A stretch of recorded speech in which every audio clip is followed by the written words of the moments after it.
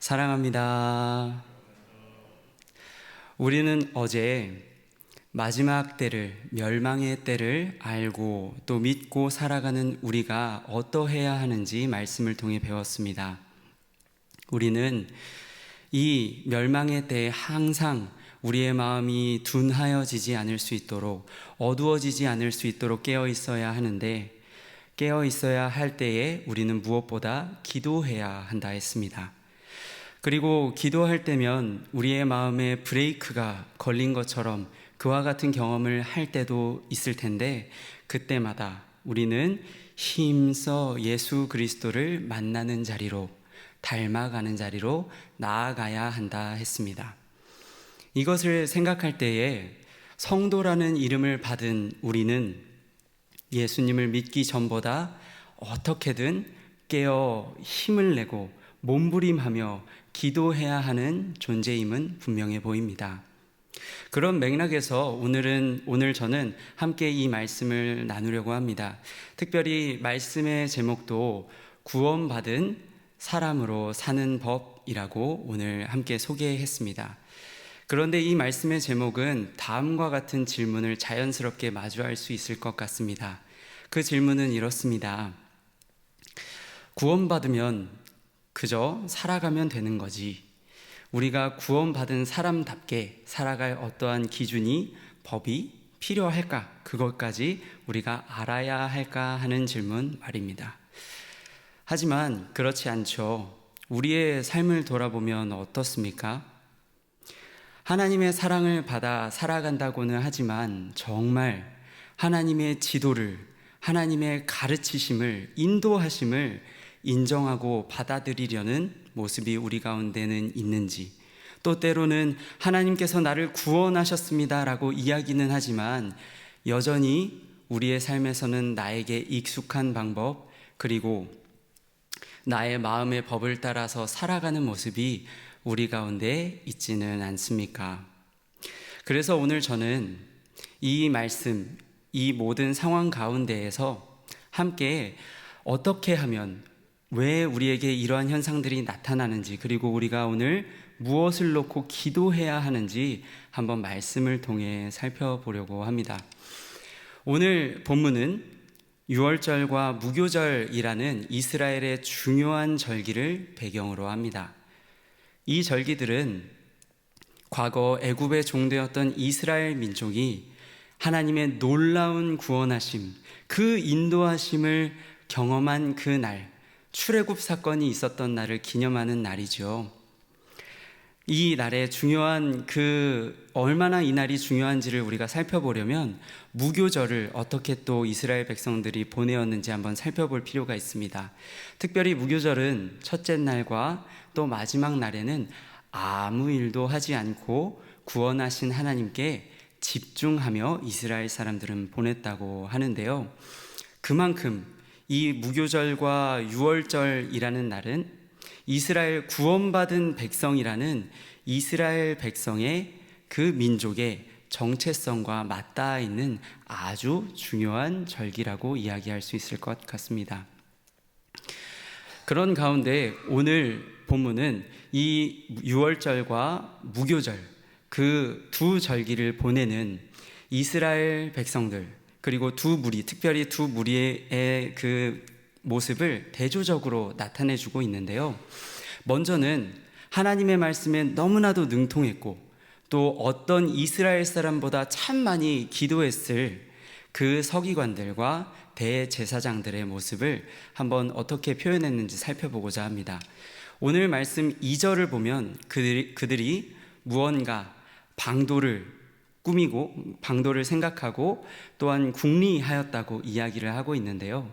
그렇다면 다가올 큰 명절, 이 절기들을 어떻게 하면 준비할 수 있을까 궁리하였던 것일까요? 그렇지 않았죠.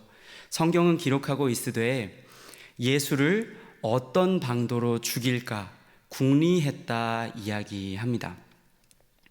그렇다면 도대체 이 종교 지도자들이라고 하는 이 사람들은 왜 이 일을 고민하고 궁리했던 것일까요? 예수가 하나님의 구원을 깊이 묵상하고 나누는데 방해가 되었기 때문이었을까요? 그런 것은 또 아니었던 것 같습니다. 오늘 성경을 보면 백성들을 두려워하여 이와 같이 방도를 생각하고 궁리했다라고 기록하고 있습니다. 그렇다면 여기서 백성을 두려워했다라는 말은 정확히 어떤 뜻일까요? 그것은 이 사건을 동일하게 기록하고 있는 복음서를 살펴볼 때 이렇게 정리할 수 있을 것 같습니다. 예수를 따르는 무리들이 밀란을 일으키게 되면 로마의 군사들이 개입하게 될 것인데, 그렇게 되면 이 이스라엘 민족과 땅을 빼앗길까, 그것을 염려하고 두려워했다라는 것입니다. 더 간단하게 정리하면 이렇습니다. 자꾸 예수님을 믿는 사람들이 많아지게 되면 결국 로마가 개입하고, 그래서 자신들의 그 입지가 줄어들고 또 그 주도권을 빼앗기게 되는, 그 기득권을 빼앗기게 되는 것을 두려워했다라는 이야기이죠. 사랑하는 성도 여러분, 우리가 말씀을 가까이 하고 할 수만 있으면 기도의 자리로 힘써 나아가는 것만큼 아름다운 일, 또 우리가 계속 해야 하는 일은 없을 것입니다. 하지만 그런 가운데에서도 우리가 기억해야 할 것이 한 가지 있다면, 우리 역시 얼마든지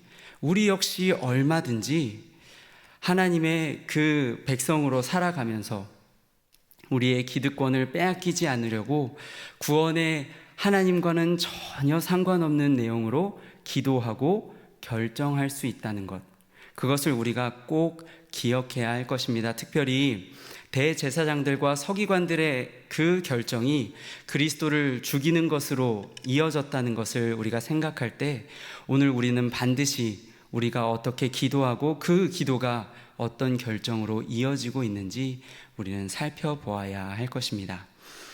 그렇다면 스스로 유월절 어린 양이 되신 예수님께서는 어떻게 이 유월절과 무교절을 준비하시고 또 보내셨을까요? 오늘 말씀 8절을 보면 이런 기록이 있습니다. 예수님께서는 먼저 베드로와 요한을 보내시며 말씀하셨습니다. 가서 우리를 위해 유월절을 준비하며 우리로 먹게 하라. 그리고 이어지는 11절에도 그 객실의 주인들에게 이와 같은 말을 전하라 이야기하십니다. 내가 내 제자들과 함께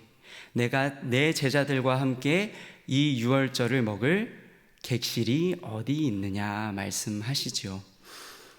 예수님께서 보여주시고자 했던 기념하는 모습, 하나님의 사랑을 기억하고 기념하는 모습은 이처럼 함께하는 것, 나누는 것이었던 것 같습니다. 심지어 우리 예수님은 어느 정도까지 함께하고 나누셨나요? 자신을 팔아넘길 그 가룟 유다와도 함께 유월절을 나누실 정도로 함께 하시고 나누시는 분이셨습니다. 사랑하는 성도 여러분, 그렇다면 이런 십자가 사랑을 경험한 우리는 오늘 어떻게 하나님의 사랑을 기념해야 할까요?